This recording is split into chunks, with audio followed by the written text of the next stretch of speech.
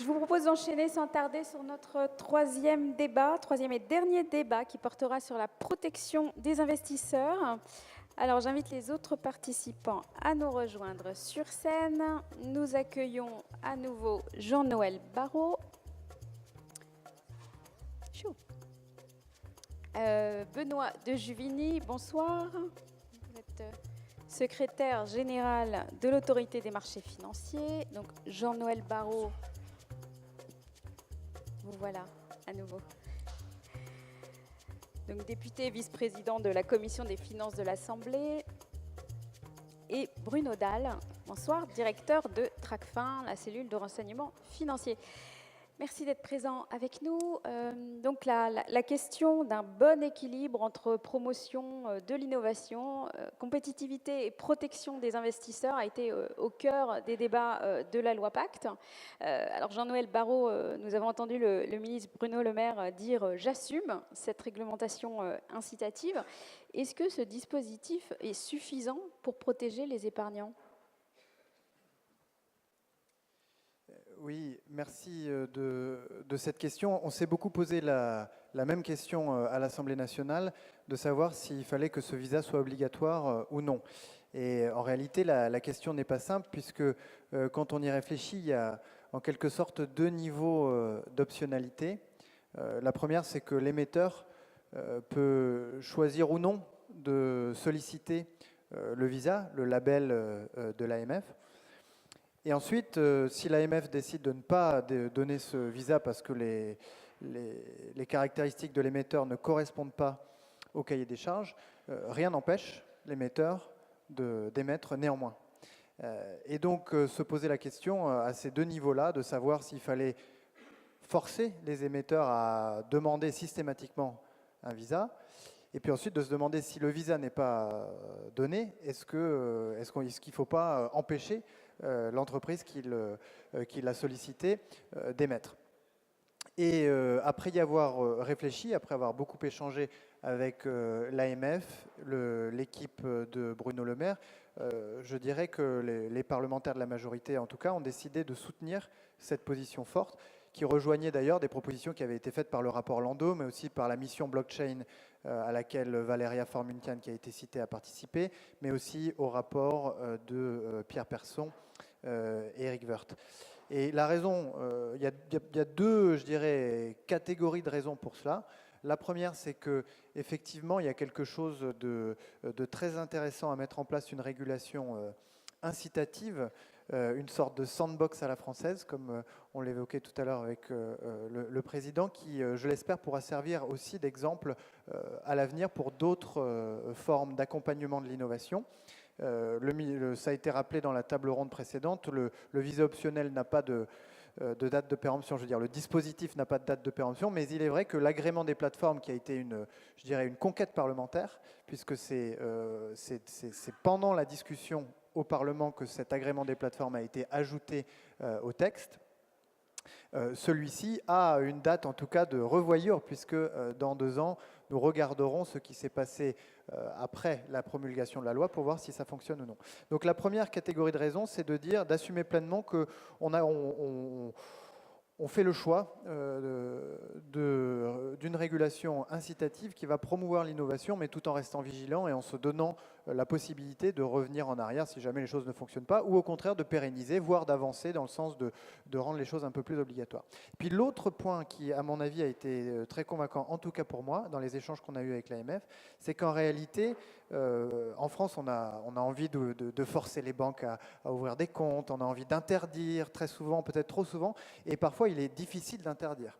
Et en réalité, peut-être serait-il tout simplement impossible pour un régulateur d'empêcher littéralement un émetteur d'émettre aujourd'hui des cryptoactifs et des jetons. Parce qu'il y aurait toujours une parade à aller émettre dans un pays frontalier ou en adaptant son offre pour contourner, je dirais, le radar de l'AMF. Et donc, quand on a une impossibilité technique de le faire, soit à nouveau on ferme les yeux, on met la tête dans le sable et on laisse passer le train de l'innovation, soit on essaye, avec de la souplesse et de l'agilité, de créer un cadre qui soit incitatif et qui crée des comportements vertueux. Il y a eu un autre débat à l'Assemblée nationale, c'était la question du suivi des ICO.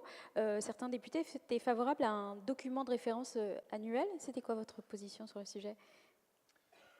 Alors, on a émis un avis défavorable. Quand je dis on, c'est l'équipe des rapporteurs sur le texte, avec Roland Lescure qui était le rapporteur général, parce qu'il nous a semblé qu'à ce stade, c'était peut-être là aussi une obligation qui s'écartait un petit peu des pratiques dans le secteur et qui pouvait potentiellement, je dirais, créer une contrainte trop forte. Ceci dit, il faudra regarder attentivement à nouveau ce dont je parlais tout à l'heure, la seule ou la quasi-seule étude universitaire dont nous disposons montre que la liquidité des jetons émis dépend très fortement du détail des white papers et de la destination déclarée des fruits de l'émission. Et donc, il faudra regarder si c'est suffisant. Enfin, et je suis sûr que l'AMF qui fera la première, qui va écrire à travers son règlement général et ses instructions le détail du cahier des charges, pourra là aussi l'ajuster si on s'aperçoit que c'est trop léger ou inversement si c'est trop lourd.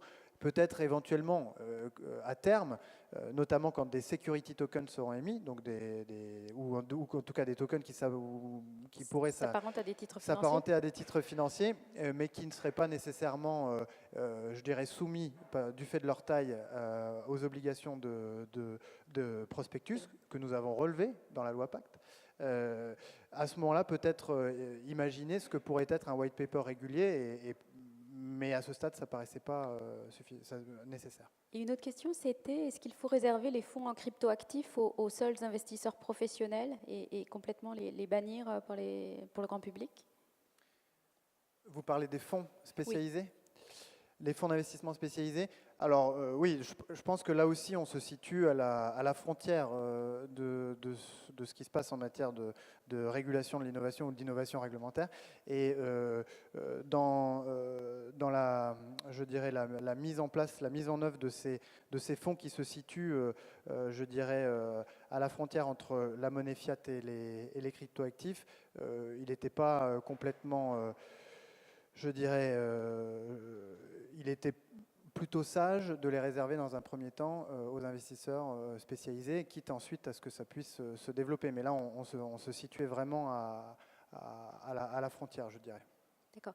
Et pour prévenir les arnaques, vous avez également étendu le pouvoir de l'AMF en matière de blocage d'accès aux sites d'investissement illicites. C'est également dans la loi Pacte ? Oui, c'est dans la loi Pacte. Je crois que ça va un petit peu plus loin que les simples ICO. Moi, je me rappelle très bien, il y a quelques années, quand on est sur Internet, bonjour, si vous faites comme moi, dans 10 jours, vous serez multimillionnaire.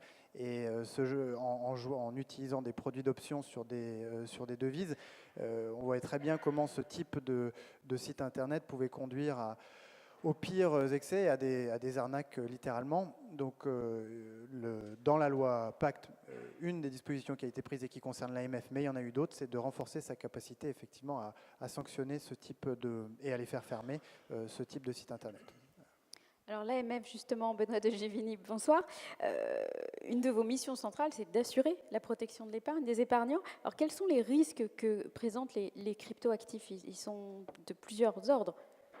Oui, bien sûr, mais il y a tellement de risques que c'est difficile pour moi, et ça a été déjà très largement abordé dans les premières tables rondes. Je crois, pour faire très très simple, vous avez d'abord des risques classiques, économiques et financiers. Ils sont évidemment beaucoup plus importants, comme ça a été bien dit dans la première table ronde, lors d'un projet d'ICO qui est innovant, avec un business model incertain, etc. Donc ça, on les voit sur le primaire, sur les ICO, ces risques-là. Ils existent aussi sur le marché secondaire, parce qu'un marché secondaire, la transparence, les règles d'abus de marché auxquelles on est habitué n'existent pas. Donc on a beaucoup de problèmes d'accès à l'information, de schémas manipulatoires qui peuvent exister. Tous ces risques-là, nous allons essayer, dans le cadre de ces visas optionnels, de demander des assurances, des documentations qui visent non pas à les prévenir, mais à faire en sorte que le marché, que les investisseurs en soient conscients, qu'ils voient les choses d'une manière beaucoup plus précise, beaucoup plus transparente. C'est ça le pari qu'on fait. Mais attention, ce n'est pas non plus une caution, une garantie. Ces risques, ils vont exister quand même. Ils vont simplement être mieux décrits. Ensuite, la deuxième grande catégorie de risques que je vois, c'est les risques technologiques liés directement à la technologie des cryptoactifs. Ces risques technologiques-là, là aussi, on va essayer de les faire bien décrire, mais ils ne vont pas disparaître pour autant. Et d'ailleurs, dans les plateformes, une des faiblesses qu'on a vues ailleurs, mon collègue japonais y reparlera peut-être, c'est la fonction de custody, c'est la fonction de conservation des cryptoactifs. Les grandes fraudes, c'est parce que certains ont réussi à hacker, à pirater ce type de site et à passer à travers.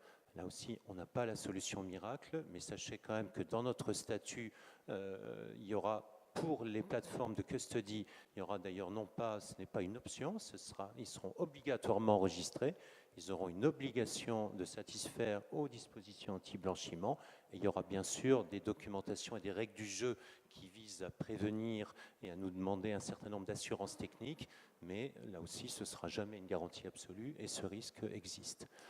Et enfin, le troisième risque dont je vais parler, mais qu'à la limite, il n'a pas grand-chose à voir avec la blockchain, et je répondis aussi sur ce qu'a dit le député Barrot avant, c'est que ce qu'on voit, ce sont des arnaques qui se développent sur Internet depuis des années, sauf qu'il y a quelques années, vous y faisiez allusion, on parlait d'options binaires, d'options de change, du marché d'échange.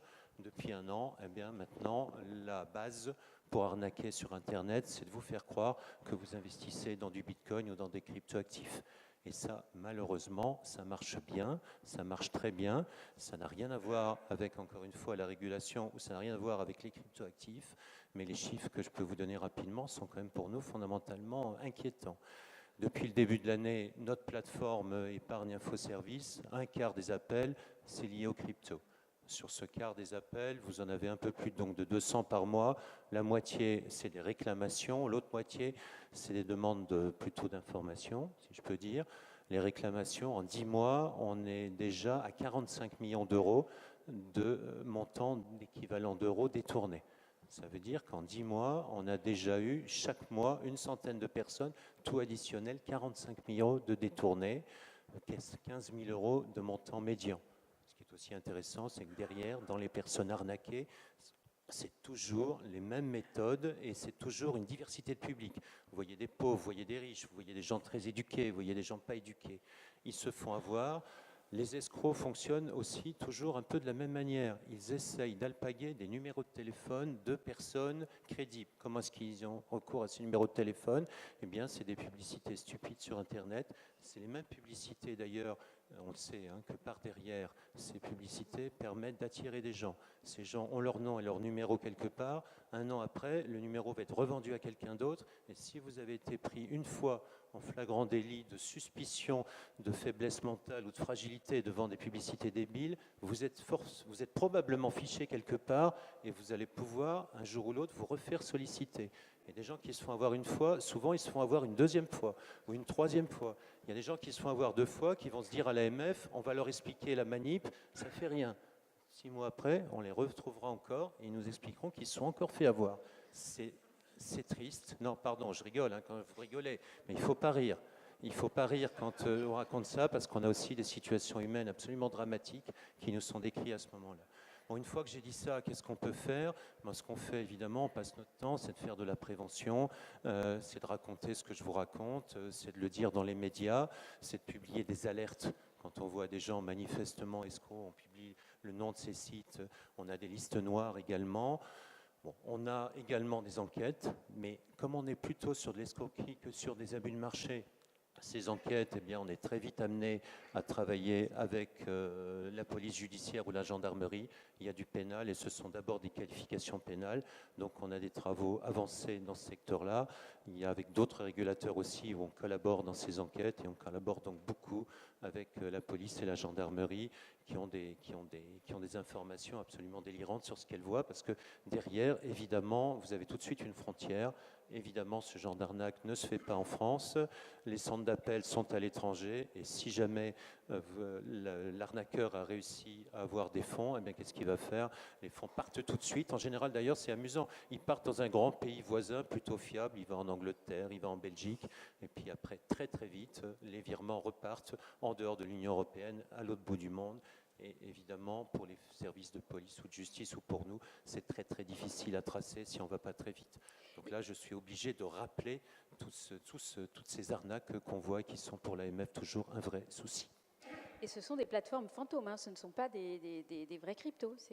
Sur ces plateformes et ces arnaques, nous sommes convaincus que derrière, il n'y a rien, il y a simplement de l'arnaque et de l'escroquerie pure et dure. Est-ce qu'il faut imaginer un dispositif particulier en matière d'éducation financière des investisseurs particuliers, notamment, puisque les cryptoactifs sont des actifs complexes. Il y a toute la question aussi, vous parliez de la conservation, ne pas perdre ses clés, etc. Est-ce que c'est finalement la mission de l'AMF de faire de la pédagogie, apprendre aux épargnants à protéger leurs cryptos Oui, bien sûr, mais dans un cadre, encore une fois, dans un cadre professionnel, les messages et les documentations qu'on va être amenés à viser et les autorisations qu'on va être amenés à donner, ils participent. Là, quand on est sur ce que je vous ai décrit, c'est autre chose. Évidemment, nous participons avec la Banque de France qui est leader, avec la Finance pour tous, nous participons à la prévention, à de l'éducation financière de long terme. C'est une œuvre de très très longue haleine. Mais franchement, ça m'impressionne d'ailleurs que les personnes qui se font arnaquer dont je vous ai parlé, vous avez des gens très éduqués. Vous avez aussi des gens pas du tout éduqués, vous avez des entrepreneurs d'un bon niveau qui se font avoir. Et en même temps, vous avez aussi des gens qui n'ont pas du tout ce niveau-là. C'est pour ça que l'éducation financière, il faut le faire. C'est une œuvre de longue haleine, mais je ne suis pas sûr que ça suffise. Non, ce qui est peut-être pour nous plus intéressant, député Barrot en a parlé à la fin, c'est d'avoir un petit peu plus d'outils juridiques d'intervention. Par exemple, vous en avez parlé, c'est dans le cadre de la loi, de le projet de loi Pacte, nous allons avoir la possibilité de fermer autoritairement des sites escrocs dès lors qu'ils ressemblent à ce qu'on appelle des biens divers. Biens divers, c'est une catégorie franco-française un peu spéciale, mais dès que quelqu'un propose quelque chose, les biens divers. Oui, on peut y mettre, mais on peut y mettre aussi quelque chose qui offre un rendement comme un produit financier. Et à ce moment-là, ça ressemble à un produit financier, ce n'en est pas un, mais ça peut être qualifié de bien divers et on pourra, après le vote de la loi, autoritairement aller voir le TGI, après avoir mis en demeure et demander la fermeture des sites. Depuis que ce dispositif n'existe pas pour les biens divers, on en a quand même fermé 135 en quelques années, ça a eu un certain impact. On a également, attention, un certain nombre de cryptos se présentent dans un cadre d'instruments financiers. Je pense par exemple aux dérivés sur instruments financiers avec un dénouement en cash. Là, ce sont des instruments financiers. Il y a des règles des instruments financiers qui s'appliquent. Et par exemple, les mesures européennes de Product Intervention s'appliquent. Dès que vous êtes avec un effet de levier de plus de 2, c'est interdit. Est-ce qu'il faudrait rendre ce dispositif plus restrictif? Peut-être, c'est aussi une piste. Et enfin, une autre piste sur laquelle on travaille, qui relèverait du législateur français, c'est le démarchage. Aujourd'hui, nous avons un dispositif de démarchage, c'est-à-dire les sollicitations auprès du grand public. On se demande s'il ne faudrait pas aussi l'étendre par la loi pour faire en sorte que le démarchage, dès que vous n'êtes pas dans un des futurs statuts régulés, soit interdit. C'est aussi une piste que je livre à votre réflexion ce soir. Beaucoup de pistes, merci. Alors, nous venons de parler d'arnaque, mais l'autre versant sombre des cryptoactifs, c'est le blanchiment, les tractifs. Alors, Bruno Dalle, est-ce que les cryptoactifs méritent la mauvaise réputation qu'on leur prête? Est-ce qu'ils sont particulièrement utilisés dans les circuits financiers clandestins? Écoutez, moi, je ne veux pas gâcher la fête, mais par nature, je vois tout ce qui ne va pas bien. Et même dans ce qu'on me dit qui va aller mieux, je vois déjà ce qui ne va pas marcher.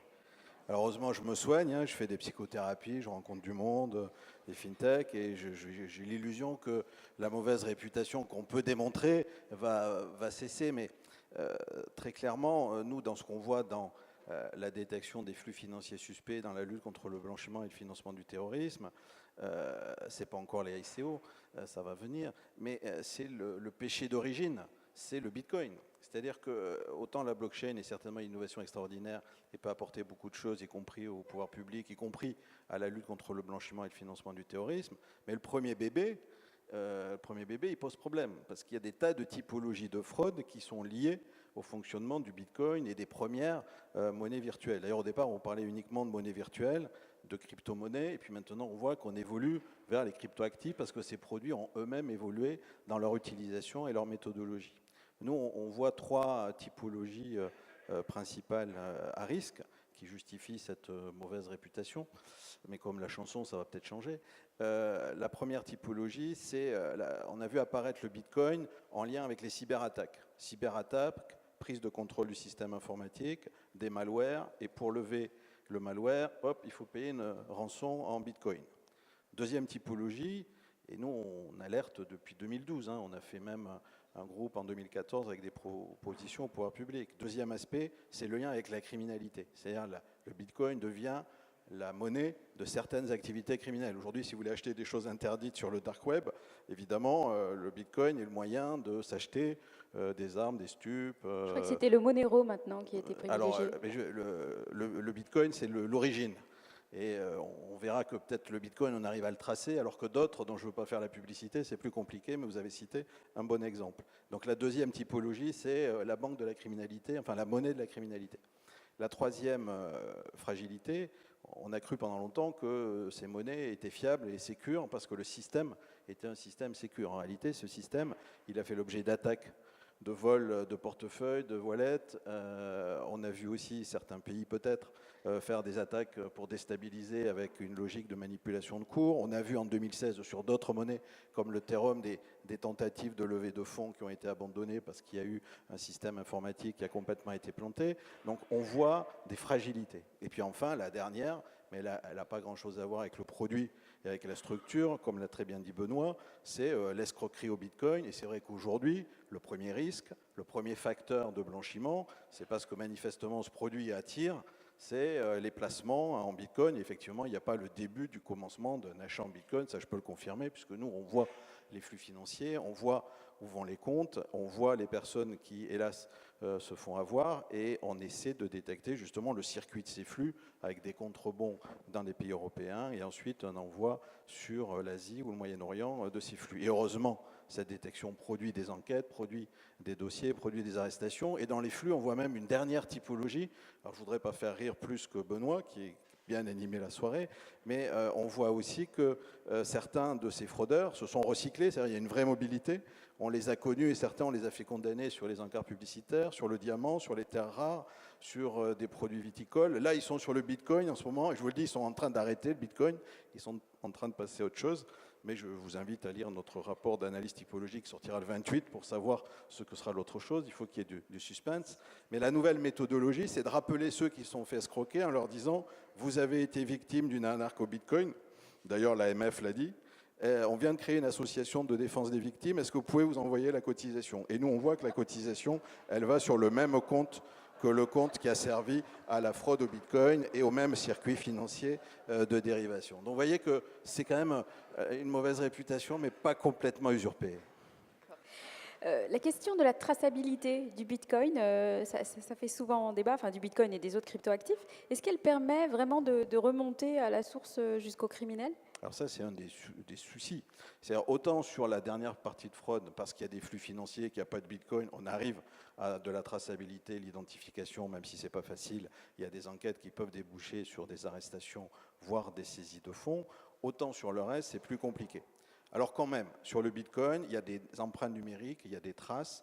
Quand on va travailler sur le dark web, on arrive avec certains outils, grâce à de la technologie, grâce à des startups qui travaillent pour les services de l'État, grâce au développement d'outils que les services de renseignement et Tracfin fait partie des services de renseignement, on a pu développer. On arrive à des formes de traçabilité, je dis bien des formes de traçabilité qui nous aident dans les enquêtes et qui permettent quelquefois de trouver et de prouver l'utilisation dans une chaîne de blocs d'éléments frauduleux. Mais la plupart des 1500 monnaies recensées dans le rapport Landau, et vous en avez cité une, aujourd'hui, ont des clés de chiffrement, des méthodologies qui sont totalement opaques. Et c'est d'ailleurs cette opacité qui est recherchée par certains clients, et pas forcément les clients qui ne sont pas du côté obscur de la force, vous voyez. Oui, vous faites cette analogie avec la guerre des étoiles. Est-ce que l'encadrement actuel est suffisant selon vous? Est-ce que, notamment, il y a la question du contrôle, du respect des obligations en matière de lutte contre le blanchiment et de financement du terrorisme par les plateformes? Alors, step by step, donc jusqu'en 2014, on faisait des propositions qui ont intéressé personne. Il y a 3 ans, les attentats se réalisent et on arrive à faire passer le message sur les monnaies virtuelles et on se rend compte qu'il y a dans les facteurs de risque un nouveau risque qui est le lien monnaie virtuelle et monnaie électronique avec notamment le bitcoin tout plastique. Et là, on commence à avoir une écoute des autorités politiques, ce qui a amené l'Union européenne le 2 février 2016, et donc c'est l'Europe qui réagit en premier, à prévoir l'assujettissement aux obligations anti-blanchiment et financement du terrorisme des plateformes d'échange en bitcoin. Et là, la France a été bonne élève, avant même la loi Pacte, puisque par l'ordonnance de transposition de la 4e directive anti-blanchiment, on a assujetti, et c'est le cas depuis le 1er janvier 2017, ces plateformes aux obligations anti-blanchiment. Donc on a fait 2 choses. On a dit aux banques, mais elles n'avaient pas besoin qu'on leur dise, parce qu'elles étaient très motivées pour la lutte contre les monnaies virtuelles, que c'était des opérations à risque. Et donc on reçoit des déclarations de soupçons. Et plus je dis du bien du Bitcoin, plus les banques se rapprochent de moi. Donc je vais continuer. Et on a l'année dernière 250 à peu près déclarations de soupçons sur des opérations sur 70 000. Ça ne fait pas beaucoup. Mais cette année, on double. Donc vous voyez, il y a une mobilisation des opérateurs financiers sur ce moment critique qui est le moment de l'alimentation ou le moment de sortie de la chaîne. Et puis on a un travail aussi avec les plateformes. Alors on a eu des déclarations de soupçons, je ne veux pas leur porter préjudice, mais on a des déclarations de soupçons des plateformes parce qu'elles sont assujetties, 5 l'année dernière, 7 cette année, donc on progresse, on va progresser encore plus, enfin s'il y a encore des plateformes en France, et donc on est prêt à travailler sur les typologies et donc à appliquer cette réglementation. Alors cette réglementation, elle va avoir un nouveau souffle avec la loi Pacte, puisque le sujet qui manquait, c'était le sujet de l'agrément. C'est-à-dire on a assujetti les plateformes, mais ces plateformes, à un moment donné, il faut savoir quel est leur cadre légal, et ça, ce n'était pas défini par la transposition par la 4e directive d'anticipation de la 5e. Ouais, il faut arriver à suivre. Donc effectivement, le complément qui va être assuré, c'est ce complément qui définit mieux la blockchain, qui définit mieux les activités et qui prévoit pour certaines, et en tout cas pour le blanchiment c'est indispensable, une obligation de déclaration, une obligation d'enregistrement et effectivement un agrément. Et la question c'est la qualité de cet agrément, et là on a des régulateurs puissants, que ce soit l'AMF ou la CPR, et c'est vrai que l'expérience de la CPR sur les dispositifs anti-blanchiment dans le secteur financier est à mon avis indispensable, non pas forcément au stade de l'agrément, mais au stade du contrôle des obligations LABFT, et c'est ça qu'il faut articuler, on va dire l'agrément AMF, le contrôle de l'ABFT par la CPR et les déclarations de soupçons traitées par Tracfin. Le GAFI, le groupe d'action financière, a tout récemment recommandé que toutes les juridictions prennent de façon urgente des mesures légales et pratiques pour empêcher la mauvaise utilisation des actifs virtuels, en demandant une action concertée. Il n'y a pas d'action concertée aujourd'hui. Il était temps. Alors, effectivement, il n'y a pas d'action concertée, mais il y a une sensibilisation concertée.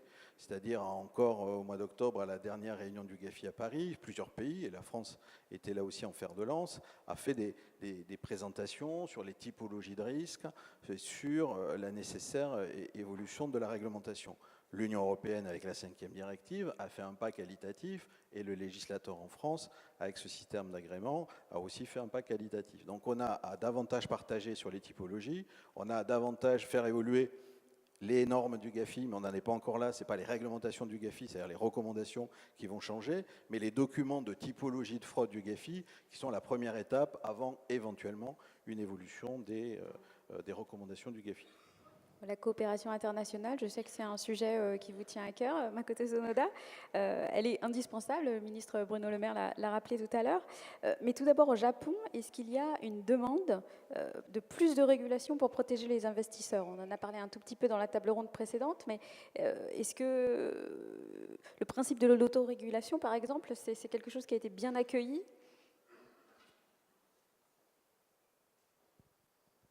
Yeah, thank you very much for your question. So that for the domestically only focusing in Japan, so that you know that current situation is that a little bit different from the situation we thought at the beginning on, so that we introduced the Payment Services Act on last year, because that now the crypto asset is regarded as a kind of a method of speculation. So in that sense, we need more regulation on especially for the investor protection. So that, as I mentioned, that we recently established a working group, and we just started the discussion so that we do not decide anything on that.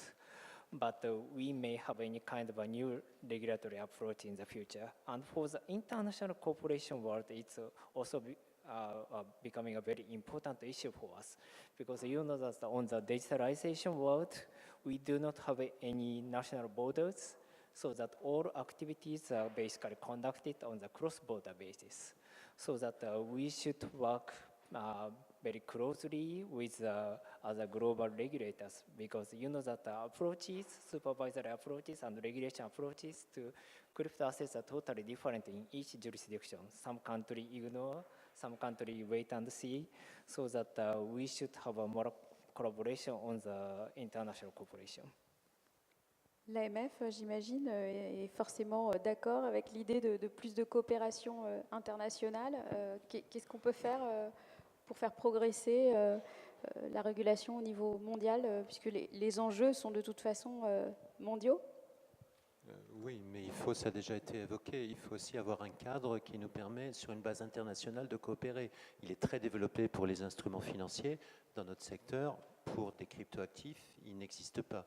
Donc l'étape première, c'est qu'au niveau soit international, soit européen, il y ait déjà progressivement une communauté de vues et de qualification pour qu'on puisse après échanger. Par contre, en ce qui concerne les escroqueries, il y a déjà dans le cadre spécifique pénal des instruments de coopération. Très bien. Je crois que le G20 sera au Japon l'an prochain. C'est un sujet qui sera porté par le Japon, la régulation des crypto-actifs. Je sais que Bruno Le Maire avait déjà essayé de porter ça à l'ordre du jour. Technically speaking, you know that we have a G20 meeting in the end of this month. It's under the presidency of the Argentina, not by Japan, so that we will publish what kind of focuses we have on under the Japanese G20 presidency. But I think that we are now on the very important phase, because this year is a very epoch-making year for the G20 meeting, because the G20 first referred to the crypto asset on its statement, following the proposal of the French Finance Minister Le Maire.